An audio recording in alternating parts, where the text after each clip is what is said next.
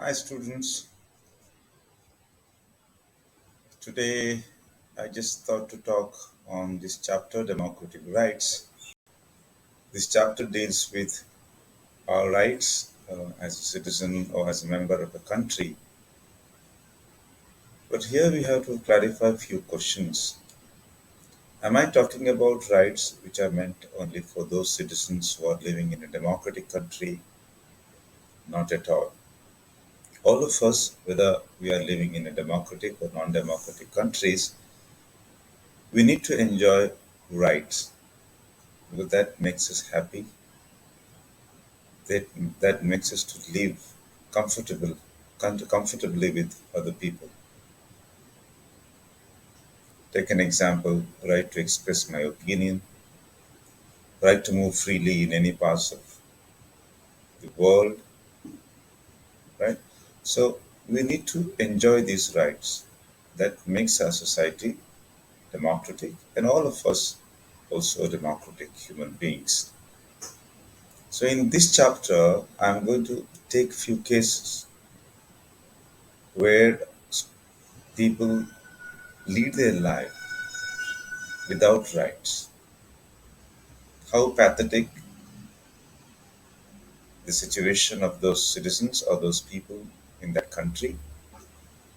And after analyzing these case studies, we'll move on to the meaning of our democratic rights, why do we need rights, and special discussion on Indian case study. So let's first move on to various cases which we need to know, stressing on situation of human beings without rights, how they lead their life without rights. Life without rights. So let's take one by one those cases. So let's take the first case study. That is this place which I am highlighting now. Can you see here? Guantanamo Bay. This is in Cuba. Here we have, you can see here US naval base is also located. So what is this case all about? Guantanamo Bay case. And to analyze this, I just want to go back a few years back. Just let me recall what happened a few years back. So then I can connect to this prison that is in Guantanamo Bay. You can see here this is BBC News report. You can see this. I'm just going back to that story which I said, the incident that happened long back. Okay. You can see this is the BBC News September 11 attack. What happened? You can see this report on Tuesday 11 September 2001. Suicide attackers, they seized US passenger jets and crashed them into two New York skyscrapers, killing thousands of people. This is what we call as attack on World Trade Centers.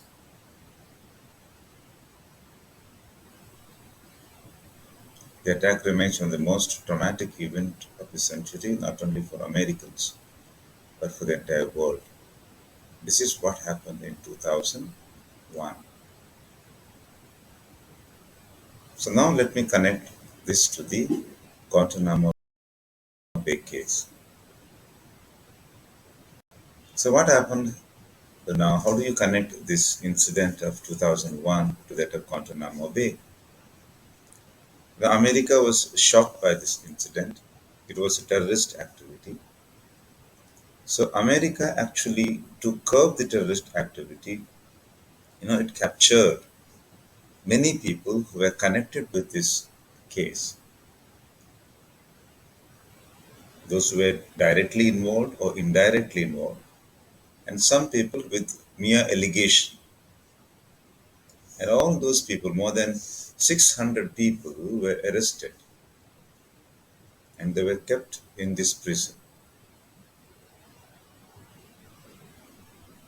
There was no such legal process followed.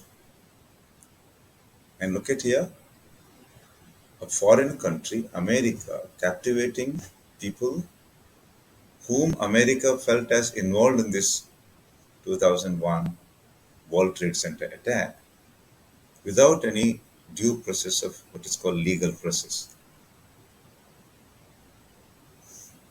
America did not pay attention to any such international body's pressure. Even Amnesty International, there is an organization which is based in UK, did raise concern about this imprisonment of the people without following legal process. Now, generally anyone can be arrested, can be imprisoned by following a legal process. And that was not followed for those people who were captured because many people were innocent. They were not at all linked to this incident or terrorist activity. But America captured and kept them in the prison without paying attention to any such world pressure. UN also pressurized America, but nothing happened. And today, this prison is still existing. Of course, many prisoners were released without because they were not proved as involved in the case, and many people who were proved actually were repatriated to their home country, and they are in those countries' prison, but not in Guantanamo Bay. Now, I think now the number has come down to more than 6 or 7.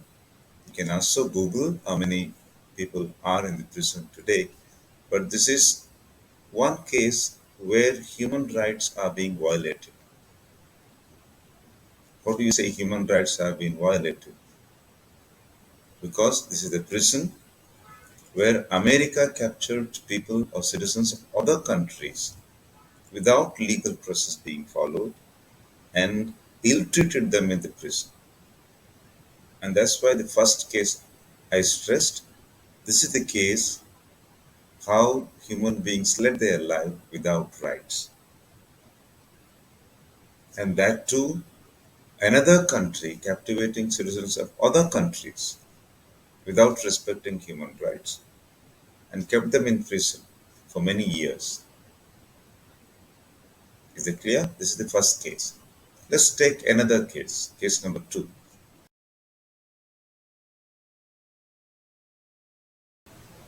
So, dear students, now let's go to the second case.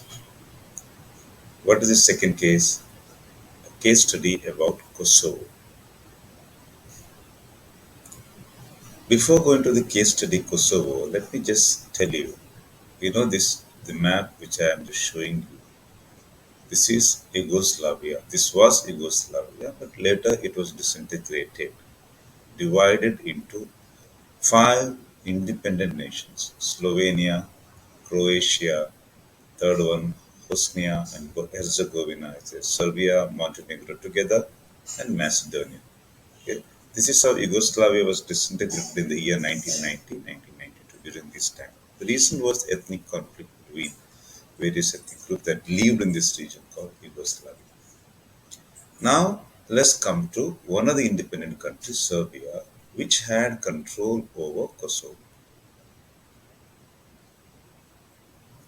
And this Kosovo was inhabited by Albanians. When I say Albanians, the Muslim community. So there was a misunderstanding and the conflict between Serbians and Albanians. Serbia was a democratically elected government, and the then ruler was Slobodan Milosevic, a democratically elected ruler, but adopted a suppressive policy against Kosovo Albanians. The Serbs felt that this entire Albanian minorities of Kosovo need to be eliminated. That is why a democratic elected government and its military force started taking steps, repressive steps, eliminating the Albanians of this region, Kosovo. And that was done by a democratically elected leader, Slobodan Milosevic. And finally, NATO powers, North Atlantic Treaty Organization, UCOL, under the leadership of US, interfered in this issue, and Milosevic was arrested,